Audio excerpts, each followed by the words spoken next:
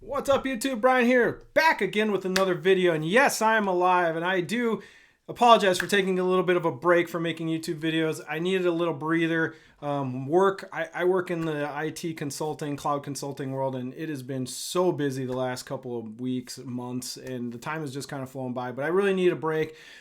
But that being said, I got a banger of a video today because even though I haven't been making YouTube videos, I've been picking up a lot of gear, and I have a lot of fun stuff that I'm going to be testing and playing with going into the 2023 fishing season. It's late February up here in cold Minnesota. We just had a snowstorm come through here. We are dumped on with snow.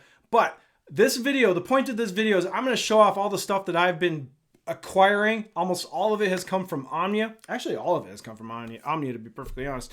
And I want to go through all the new stuff that I'm really excited about that I've kind of been hoarding to get out on the water this season, test, make new content for all of you folks. I've listened to you guys. I've gotten a lot of feedback on my Instagram. I asked you guys about what gear I should be picking up. I got a lot of great feedback and a lot of great suggestions, and some of that is represented here. So consider this like my current 2023 gear preview video, just stuff I've picked up. Our lakes are still frozen. We're not actually out fishing yet, but we will be very, very soon.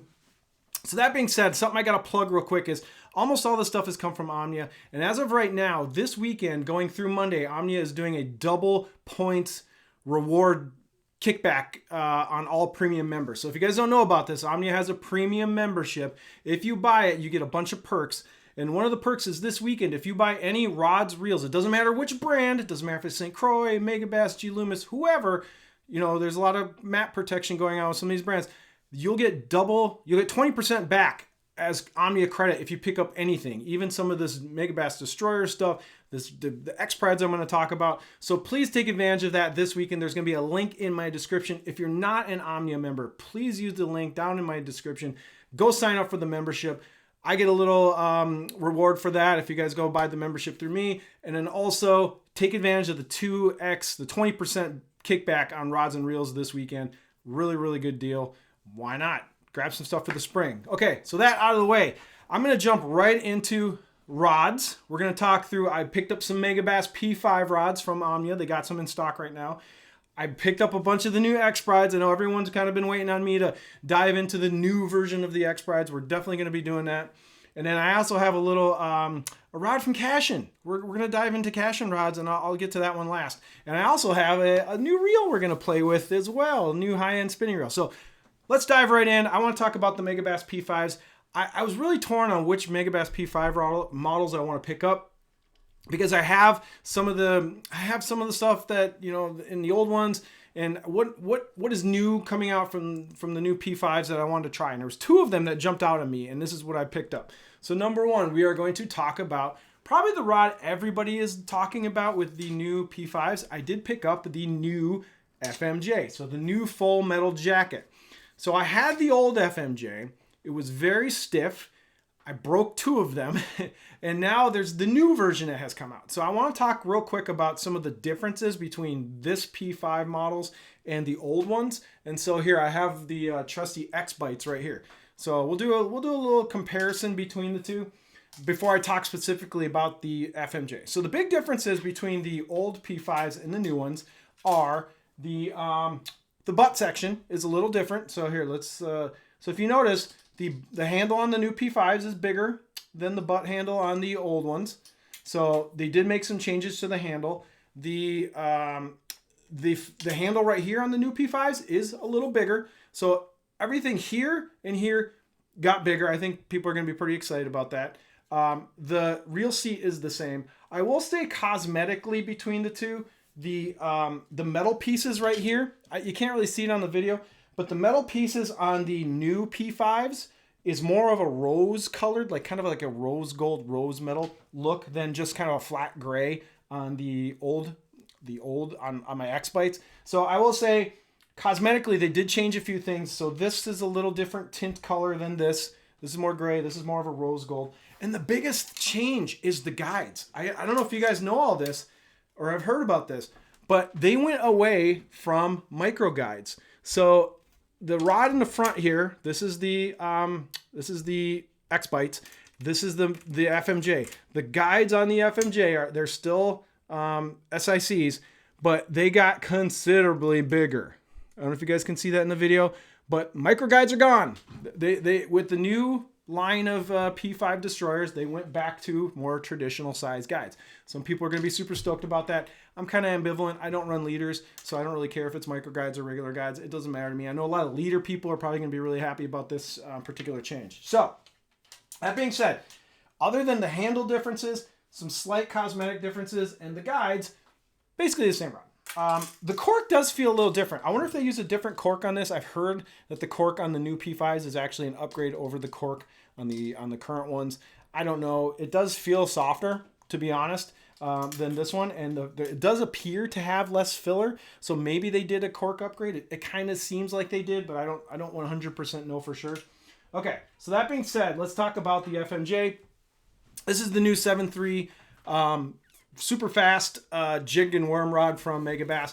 I will tell you right now, this thing is really stiff. Like, if you think this is going to be a rod that's kind of an equivalent to maybe the NRX 873C, no. This is more of a, if I was going to compare this to a Loomis, I have Loomis 4 powers. This is very close to a Loomis 4 power. So I would say this is more like that 894 type rod than the 873C. My 873C is considerably squishier than the new FMJ. I mean, this thing has a stiff tip. Like, look at that. So this is a legit jig and worm rod. This is going to have a lot of power. This is definitely not something that Megabass typically puts out. This thing is a little badass. I will say this is, I think, for 3/8 might be even light for this rod for jigs. I think this is going to be a really good sweet spot. It's going to be a 1/2 ounce to 5/8. I think it's going to be a sick Texas rig rod. I cannot wait to fish this rod with Texas rigs in grass in Minnesota this summer. So that's what I'm going to be using it for. I threw a Steez A on there. I'm going to run 15-pound fluorocarbon. Steez A. Balance-wise, pretty dang good. So I have the Steez A on there, and the balance is right in front of the lock nut. You know, it's a little tip heavy, not like pretty, not. It's just right. Honestly, I like the balance. Feels real good in the hand. Weight wise, let's talk about this. The FMJ weighs 4.3 ounces. Now compare that, so it's still over 4 ounces. So it's not like super lightweight. So for comparison, the 873C NRX is 3.9. So it actually goes under 4 ounces. And the Exprides, which is a smaller rod and less powerful, is 3.8. So this is still 4.3 ounces, so it's a little above 4 ounces. So it's not like super lightweight, although it is really lightweight, but it is definitely not NRX light. Just putting that out there. So, but it's balanced really well. The fit and finish is beautiful. Handles are awesome.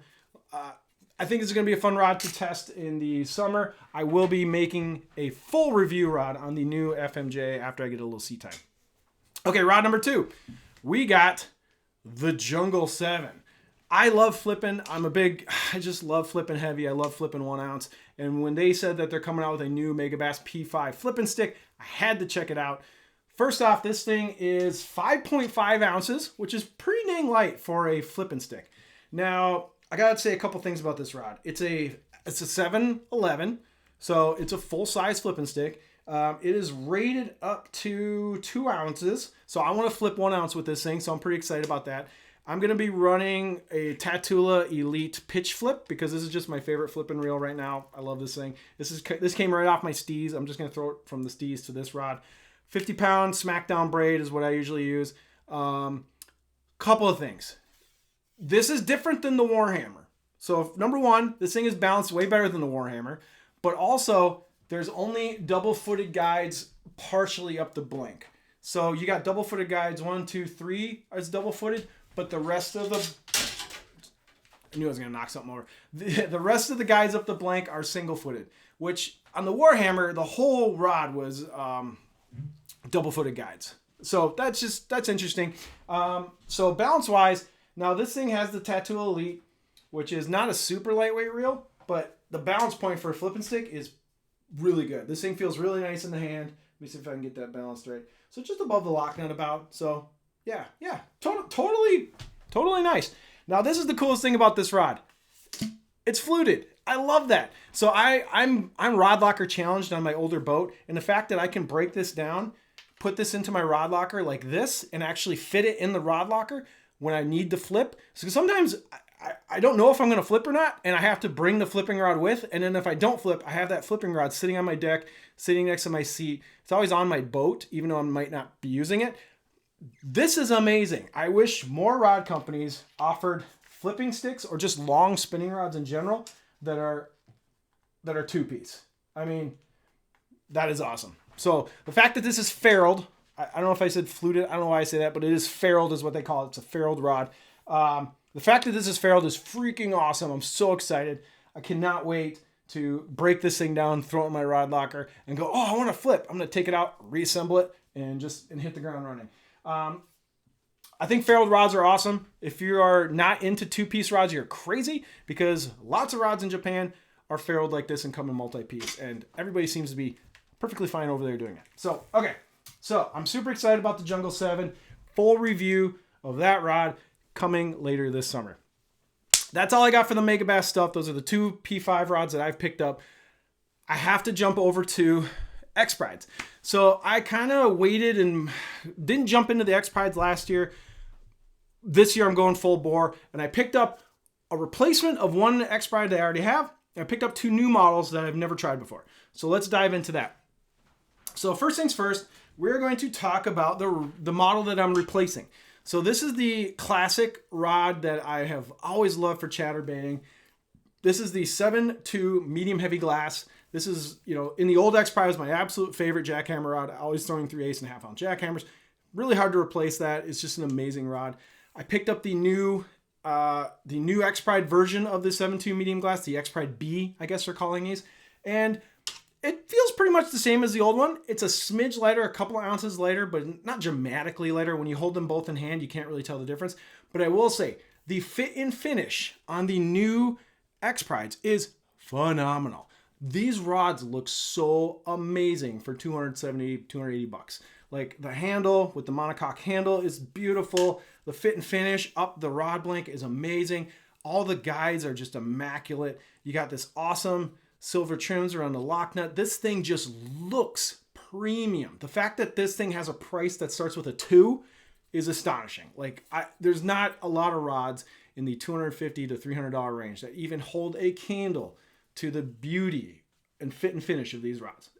They look so good. Like, anyway, the cork seems to got a little bit of an upgrade. The monocoque handle is amazing. I'm super excited to get this out. I'm going to do a re-review of this rod with the new version to see if it's really any different, but I'm going to make a full chatterbait review rod on that one. Let's jump over to 2 new rods that I'm kind of excited about. So this is a rod I've always been curious about, and I've never picked one up. And then when Omnia got these in stock, I jumped on them this winter. And that is the 7.3 extra heavy frog rod. So apparently this thing is an amazing frog rod. I have been using the TS Destroyer as my primary frog rod for a while now. I wanted to try something different because a TS Destroyer is a big rod. It's real heavy. It's got a big handle. Using it all day is a little fatiguing. It's an amazing rod as far as power goes, and also is a pretty good flipping stick. But I wanted something a little more like lightweight and nimble, just to see if there's got to be some maybe more fun frog rods out there than the TS Poker.